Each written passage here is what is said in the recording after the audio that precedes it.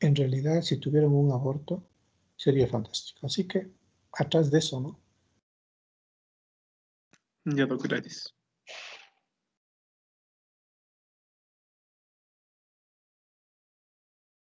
Sigamos, entonces.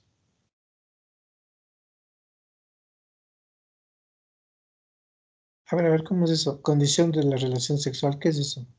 Zona anatómica de la práctica sexual. Ustedes me están hablando como policías. Es un automotor tipo camioneta. Si es una camioneta nomás. Y aquí me están poniendo condición de la relación sexual, zona anatómica de la práctica sexual. ¿Cómo es eso? ¿De dónde sacan eso?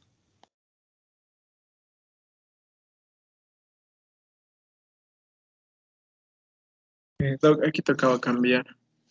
Pensé que ya se había Ah, modificado.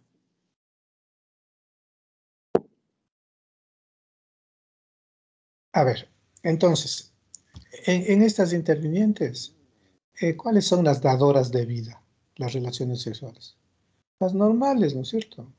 O sea, bueno, no es que las otras sean anormales. Las más frecuentes, ¿cuáles son las más frecuentes? La relación sexual normal.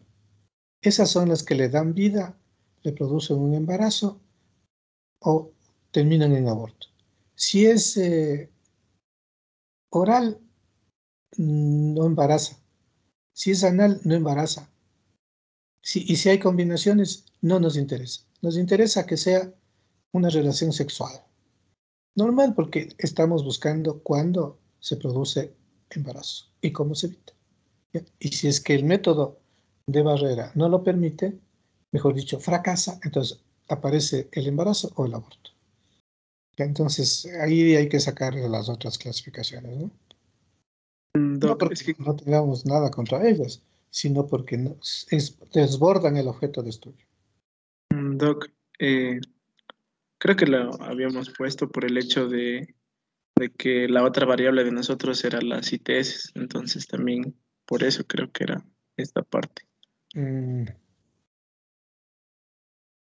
mm, pero igual no hay textos orales, ¿no? No hay ITS oral, anal. No hay, pues. O sea, las infecciones de transmisión sexual son penianas o vaginales. Entonces, usted no tiene una gonorrea bucal. Yo no digo que en un estudio de caso pueda presentar un caso de esos, pero vamos por lo que es más frecuente, ¿no?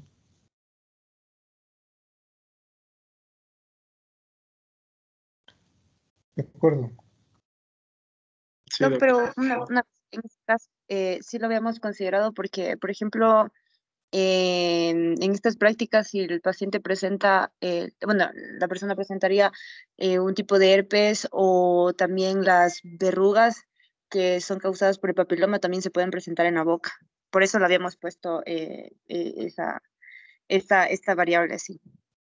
A ver, de mi escaso conocimiento, cada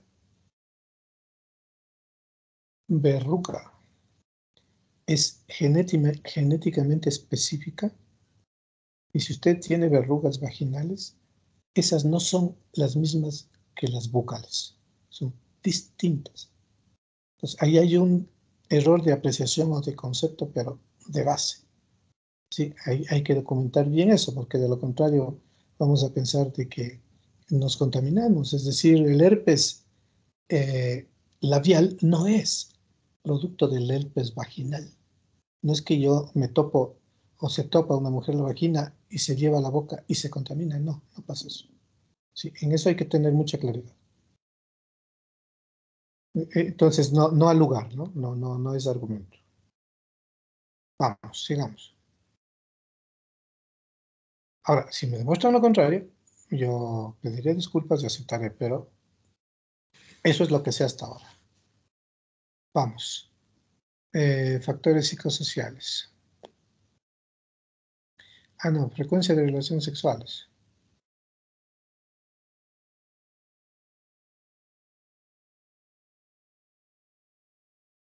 Entonces, insisto, cuando usted pone frecuencia de relaciones sexuales, al lado tiene que estar la frecuencia, ¿no es cierto? Y cuando pone frecuencia de uso de método conceptivo, tiene que estar abajo las escalas de la frecuencia. Entonces, si me ponen ahí por allí la pregunta al medio y 4, 5 escalas, no sé a cuál se refieren, si a la una o a la otra. 2 indicadores y 5 escalas, ya me confundí, ya no me sirve para hacer preguntas y respuestas. Por eso el proceso tiene que ser metodológico. Una tabla de operacionalización va con indicadores y escalas. No se me inventen que les renombran a la variable. Eso queda para luego, eso es otro ejercicio. ¿Sí? Que hayan hecho una columna de las denominaciones de las variables, me parece buena iniciativa. Pero al otro lado ya no es buena iniciativa. Sigamos.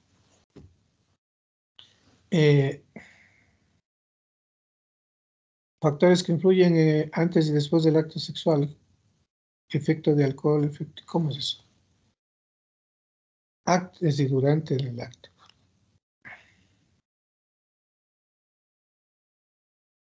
Dice factores y solo ponen uno. Factores que influyen, pongan alcohol, marihuana, ¿qué más? Tabaco, ¿qué más?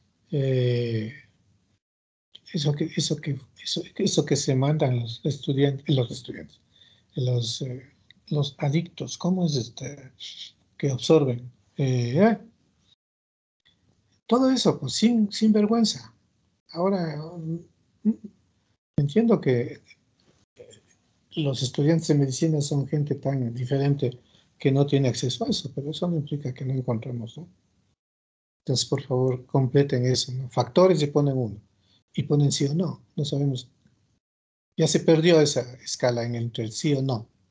El efecto del alcohol, sí. El efecto del alcohol, no. No me dice nada. Vamos. Y finalmente, factores que influyen antes y después del efecto de reuniones sociales en el acto sexual. Ahí están confundiendo entre el director de cine y con director de servicio de salud. El director de cine ha impuesto en el imaginario que la gente va a reuniones, se divierte y se va a la cama. Ese es un libreto que le muestran y es probable que usted, viendo esos ejemplos, reproduce el libreto. Pero ese es un sector, esa es una parte de la población, esa es una manera, no es la genérica. No podemos partir de nuestra experiencia para generalizar procesos. ¿Sí? Y entonces las relaciones sexuales se hacen con o sin vida social previa, con o sin alcohol, porque esa es una condición no social, no cultural, es una condición biológica. ¿Sí? Y eso tiene que estar bien claro. Y es, bueno, no es objeto de esta asignatura aclarar eso, pero los conceptos tienen que estar bien claros para terminar armando indicadores y escalas. Bueno, entonces hay muchas cosas que corregir todavía ahí, ¿no? Así que por favor, a trabajar. Si necesitan ayuda antes de la próxima clase, ojalá me buscan, me llaman para ver cómo está. Vamos con el grupo 2. Nos hemos demorado mucho con el grupo. Listo, gracias.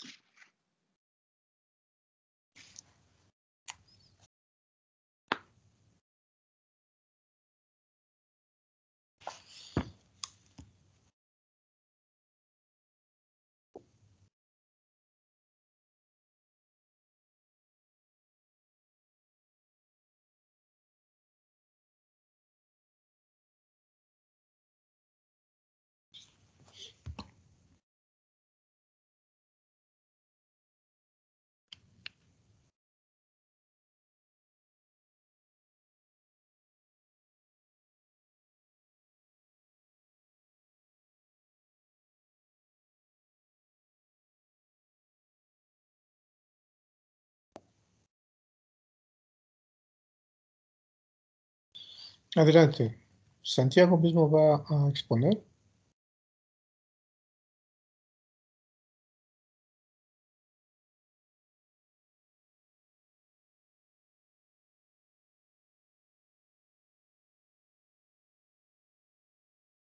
Sí, Doc, perdón, no sabía cómo prender el micrófono.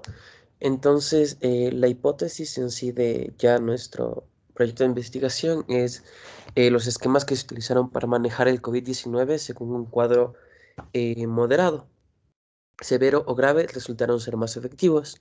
Y al jerarquizar las variables, como nos corregía el día de ayer, tenemos que nuestra variable independiente viene a ser la sintomatología, la variable dependiente, el COVID-19, la variable antecedente, guías de práctica clínica que se van a consultar para hacer la comparación dentro de este proyecto de investigación, la variable moderadora, que vienen a ser la gravedad de la enfermedad, y la variable interviniente, el manejo terapéutico y por último la variable de control son los pacientes hospitalizados por COVID-19, que le pido disculpas, aquí tenemos que haber puesto, pero en el cuadro sí especificamos que van a ser los pacientes hospitalizados a causa del COVID-19. A ver, de acuerdo a esa jerarquización, la moderadora es la que ustedes han puesto de interviniente y la interviniente es la que han puesto de moderadora. Ese cambio hay que hacer. Ya, déjeme señalar esto.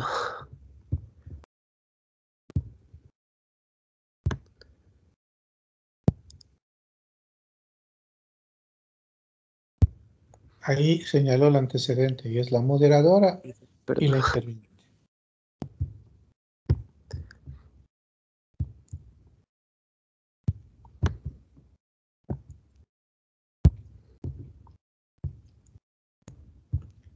Ya, Doc. Entonces, después de esto, procedimos ya a hacer como que la matriz donde vamos a tener la variable, la definición de la variable, su dimensión, los indicadores de cada una, las escalas con las que medimos cada variable y el tipo de la variable. Entonces, comenzando con la variable independiente, que es la sintomatología, tenemos que, bueno, definimos la sintomatología como el sentimiento de malestar en las personas que ayuda a encaminar a un diagnóstico.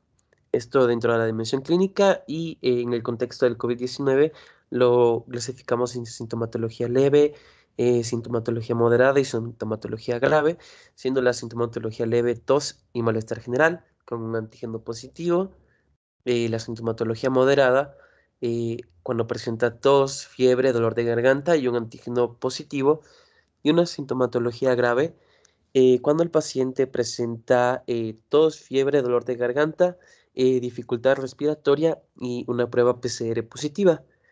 Y esto viene a ser una variable cualitativa ordinal. Luego tenemos nuestra variable A ver, dependiente. antes que pase. No, esa variable no puede ser sintomatología, viéndolo bien, sino cuadro clínico. Entonces el cuadro clínico leve, moderado y grave, eso sí es lógico. Entonces quiten sintomatología porque signos y síntomas son dos cosas aparejadas. Entonces si dejan sintomatología, los signos y síntomas ya desaparecen como diferentes. ¿Ya? Entonces el cuadro clínico, para llamarle leve, es una entidad clínica nociológica. Es un cuadro clínico que se configura de leve. ¿Ya? ¿Cuál debe ser la base del cuadro clínico para que sea leve, moderado o grave? Es que es positivo, es COVID positivo. Si tuvo una sintomatología leve o asintomático, ¿no es cierto? Pero está positivo, ¿ya? O es moderada con la prueba positiva. Y si es grave, es positivo. No solo el grave debe ser positivo, ¿no? Entonces, eso hay que incorporar ahí. Ya, vamos. Sigamos. COVID-19. Ya, gracias, Doc. Y aquí tenemos el COVID-19 como nuestra variable dependiente. Y bueno, el COVID-19 se define como una nueva forma de enfermedad por coronavirus, a la Ya, cual entonces ahí, por favor, quiten la sintomatología, que ya es parte del cuadro clínico de arriba, y pongan solo las pruebas de COVID en las escalas. ¿Sí? No, miento. En vez de enfermedad leve, enfermedad moderada y grave, pongan PCR positivo, ¿sí? O sea, todo lo que significa el diagnóstico de COVID. El diagnóstico no se hace por síntomas y signos, si no se hace por prueba positiva. ¿Qué pruebas son las que se utilizan? Esas pongan ahí.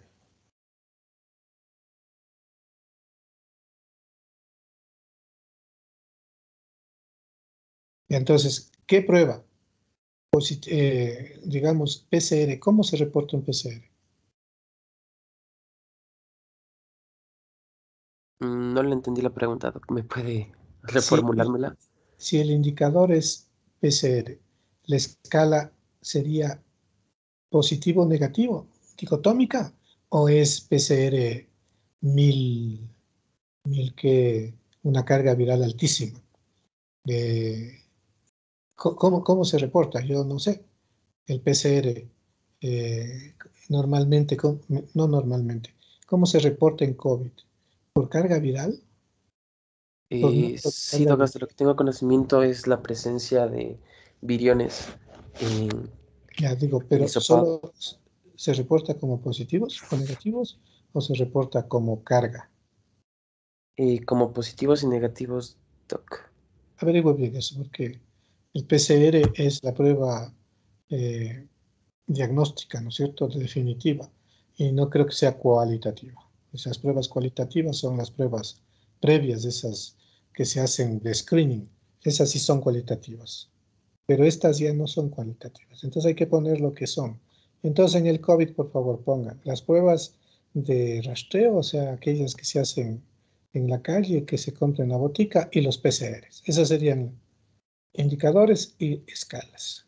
Indicadores, la prueba, y escalas, cómo se reporta.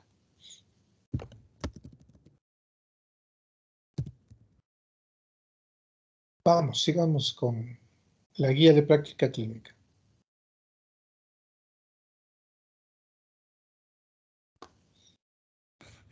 Ya, ahora en cuanto a guía de práctica clínica, lo definimos como un conjunto de pasos a seguir basados en una revisión sistemática de evidencia y la evaluación de riesgo y beneficio para optimizar la atención al paciente en relación a la enfermedad que está padeciendo. Esto está haciendo de manejo clínico y aquí igualmente para postular las recomendaciones de las guías de práctica clínica, en los indicadores definimos primeramente un cuadro clínico moderado y luego un cuadro clínico grave donde se orientan la mayor parte de guías de práctica clínica al manejo de este tipo, de esta presentación de COVID-19 en los pacientes. A ver, ahí Entonces, la guía de práctica clínica tienen que poner las guías. Eso que pusieron en el marco teórico de las guías de México, de las guías de algunos sitios, ¿no es cierto? De hospitales que hay por ahí, de la OPS, esas tienen que estar aquí. ¿Ya? Y entonces, ¿cómo configuraron las clínicas? El indicador es la clínica de México, por ejemplo. Y la escala es, ¿por qué se llama así? ¿Qué escalas tiene? O sea, ¿qué involucró esas clínicas, esa guía clínica de México? ¿Qué involucró? Cuando hay tos, cuando hay fiebre, cuando hay decaimiento, en fin. Alguna gracia debe tener esa guía mexicana para que lleve hasta el apellido del país.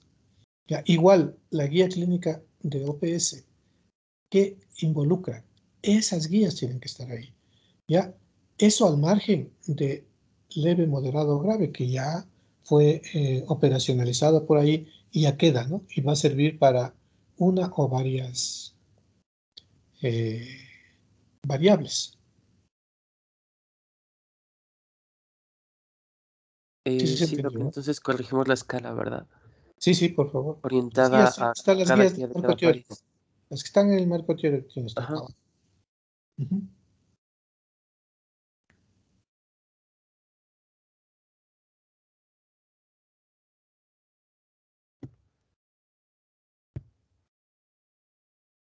Ya, Doc. De allí tenemos lo que sería la gravedad de la enfermedad, que, perdón, que he cortado el concepto, ya le subo.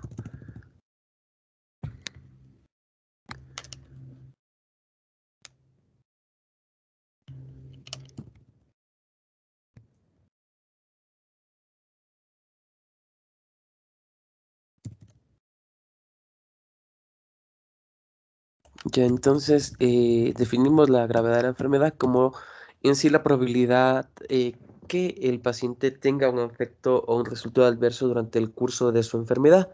o la condición que esté padeciendo, igualmente tipo clínico. Y esta la tenemos como una variable cualitativa dicotómica y aquí tendríamos la clasificación nuevamente de COVID-19 entre leve, moderado, grave, si presenta leve, sí o no, si es moderada, sí o no, o si es grave, sí o no. Una preguntita, ¿qué variable es la gravedad de la enfermedad en la matriz? Esperemos. ¿No tienen en la memoria alguien de ustedes? eh, ¿Qué variable Era es? moderadora, Doc. Moderadora. Ajá. Moderadora. Mm. ¿No es interviniente? ¿O eso es lo que había que cambiar? Sí, eso es lo que había que cambiar. Bueno, Ajá, ya, exacto. listo. Entonces, si es la gravedad de la enfermedad y la enfermedad es leve, ya no es grave. Si es moderada, ya no es grave. Si es grave, es grave. Perfecto. Y entonces, el indicador ya no puede ser leve, moderado y grave, porque se contradice con la variable. Entonces, la gravedad de la enfermedad es cuando son graves. Y el indicador tiene que ser paciente entubado, paciente con deficiencia respiratoria. Eso dentro de qué indicador se inscribe. Entonces hay que buscar el indicador que involucre todos estos signos y síntomas y las escalas serán, ahí sí, dificultad respiratoria, cianosis, cianosis ¿cómo es? Pulpar, eh, pérdida del conocimiento, posición de cúbito ventral, entubado, en fin. Entonces, eso hay que trabajar bien, ¿no? Bueno, sigamos. Manejo terapéutico. Entonces, ahí hay que poner los planes terapéuticos de las guías clínicas. Claro, hay medidas de sostén que había comentado antes y las medidas farmacológicas, pero estoy seguro que las guías clínicas traen ambos tipos de medidas. Entonces, en el manejo terapéutico hay que poner la la terapéutica que traen estas guías clínicas.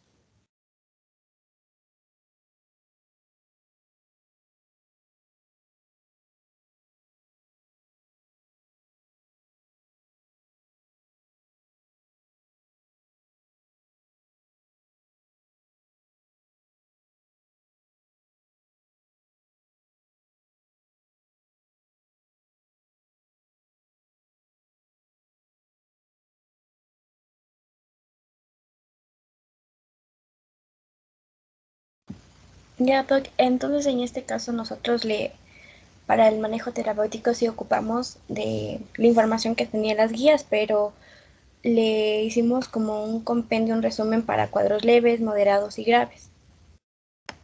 Sí, ahí sí está bien en cuadro la clasificación de leve y moderado y grave, porque las guías son distintas.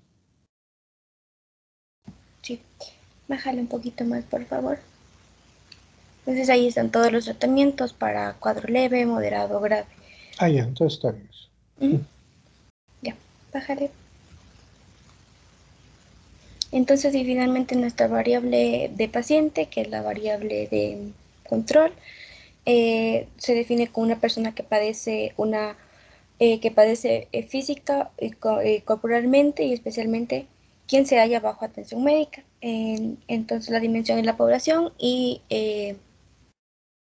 entonces aquí vamos a estudiar el sexo y la edad. En el sexo hombre o mujer y en edad lo clasificamos por grupos de edad de 20 a 49 años, de 50 a 54 años, más de 65 años, de 10 a 19 años, de 5 a 9 años y de 1 a 4 años y 0 a 11 meses.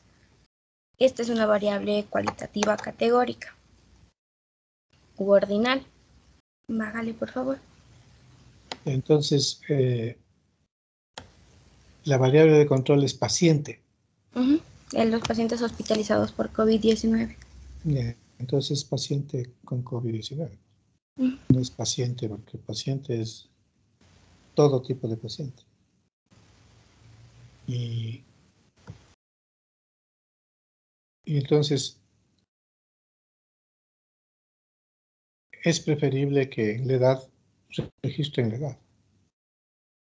Si es que es un paciente de menor de 1 año, pongan el número de meses. Y entonces, después de edad, la escala sería años cumplidos. Y en el sexo, hombre y mujer. ¿Está bien?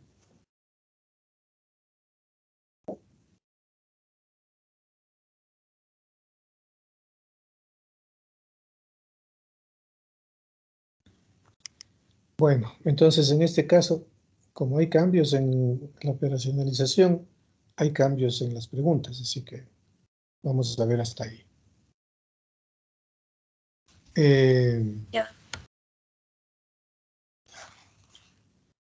Vamos al grupo 3.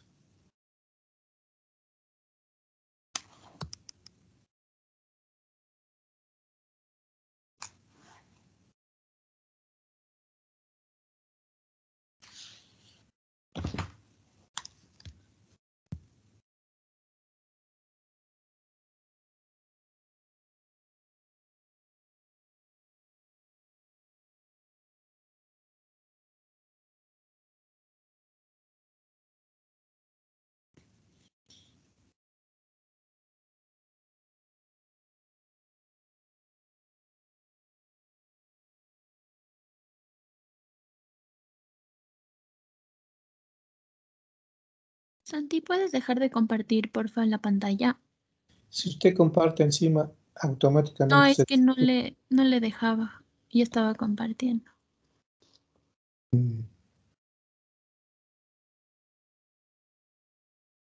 Ya, Doc. Entonces, esto es lo que habíamos hablado con usted en la mañana. Lo de las variables que ya le habíamos hecho la matriz. Ya.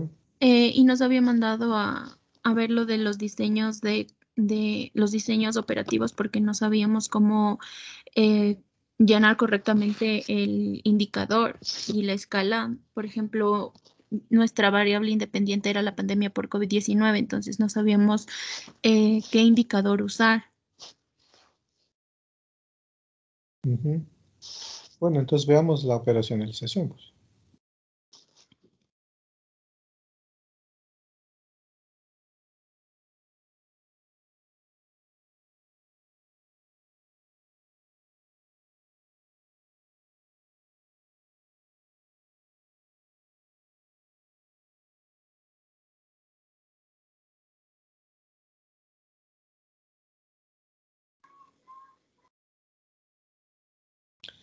Todavía tienen dificultades, no tienen hecho esa parte. Bueno, hay que completarla. Sí, Doc. Es que, por ejemplo, no sabíamos cómo se podría medir, por ejemplo, como un indicador la cobertura del PAI. Con el número de vacunas. Eh, La cobertura se mide con el indicador de número de vacunados sobre el total de la población.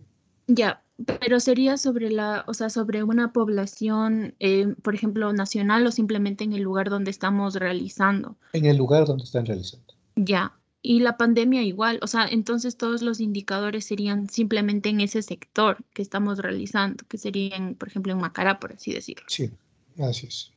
Ya, sí, esa era la duda, Doc. Entonces, ahí sí hay que trabajar. En todo caso, trabajen y me indican cómo quedó. Ya, Doc, gracias.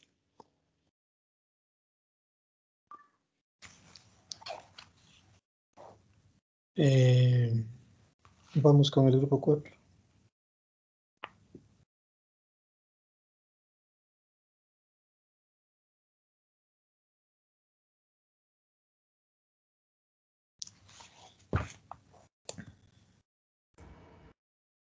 Bueno, nosotros aquí hicimos la realización de variables.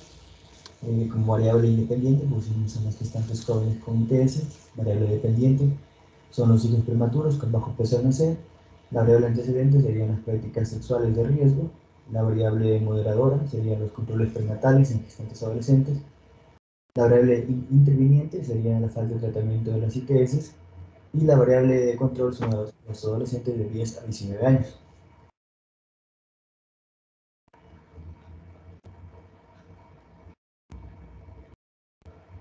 Bueno, luego pasamos a la operacionalización de variables, en donde la primera variable, que es gestantes jóvenes con ITS, dentro del concepto pusimos que las ITS se adquieren fundamentalmente por contacto sexual, afectan a personas de cualquier edad, aunque son los adolescentes y los jóvenes adultos los grupos poblacionales más afectados. La dimensión es evaluación clínica, y aquí como indicador pusimos las diferentes infecciones: clamidiasis, gonorrea, sífilis, triconomiasis, VIH, VHB, virus simple, virus humano, y en una escala de positivo o negativo a estos indicadores.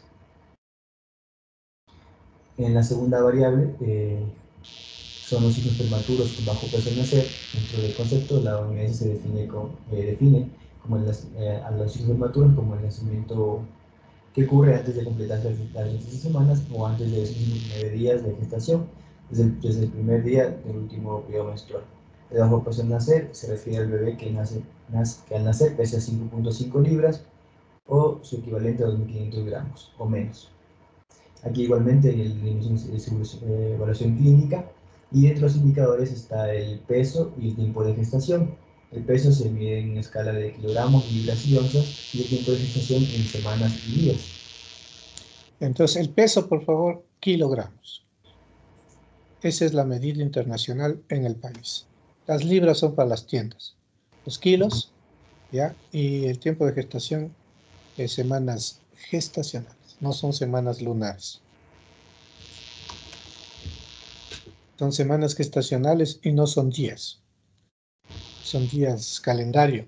Entonces no son semanas gestacionales de menos días que una semana lunar. Vamos. Bueno, en la otra variable, que es prácticas sexuales de riesgo, dentro del concepto pusimos adolescentes participan frecuentemente en comportamientos sexuales riesgosos, trayendo consigo ITS.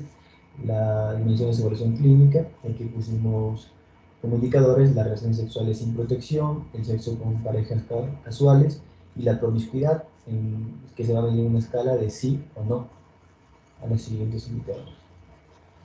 La otra variable es la falta de tratamiento de las ITS, que de acuerdo a la OMS cada día se registra cerca de 1 millón de nuevos casos de enfermedades de ITS que son consideradas curables. En muchos casos la prestación de estos servicios se la realiza a través de servicios especializados de tratamiento de ITS, por lo que la cobertura es inadecuada y son estigmatizantes. Esto igual vamos a hacer una evaluación clínica dentro de su dimensión. Y dentro de los indicadores hemos puesto estos de aquí, que son accesibilidad al tratamiento en una escala de sí o no, del tipo de ITS, que puede ser viral, bacteriana o parasitaria dentro de la escala, y la gravedad de la ITS, que puede ser leve, moderado o grave dentro de la escala. De ahí otra variable, la variable moderadora, es los controles prenatales en gestantes adolescentes.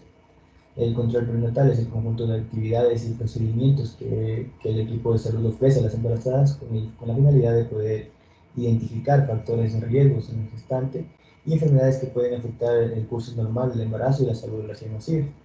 Aquí igual la dimensión es una evaluación clínica, y por definición hemos puesto los siguientes indicadores, como lo son el número de controles prenatales, que va en una escala de 0 a 5 o más puede ser.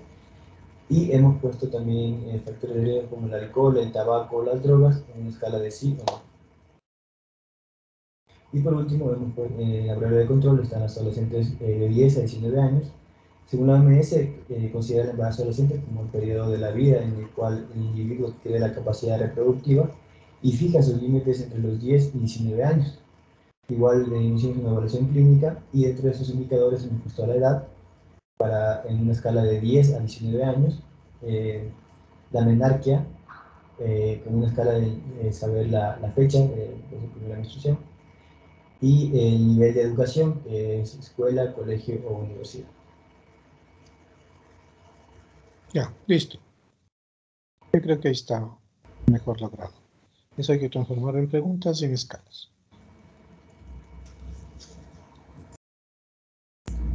¿Leo las preguntas, no? No. Ya no alcanzamos para eso. Ya. Gracias. Bueno, al grupo 5 no le vamos a poder alcanzar porque ya se nos acabó la hora. El grupo 5 queda para la próxima clase, o si puede pedir una tutoría conmigo, mejor. Bueno, hasta aquí llegamos. Nos vemos el lunes. Listo, Doc, gracias. Que estén muy Gracias, bien. Doc. Hasta luego. Gracias, Doc. Hasta luego.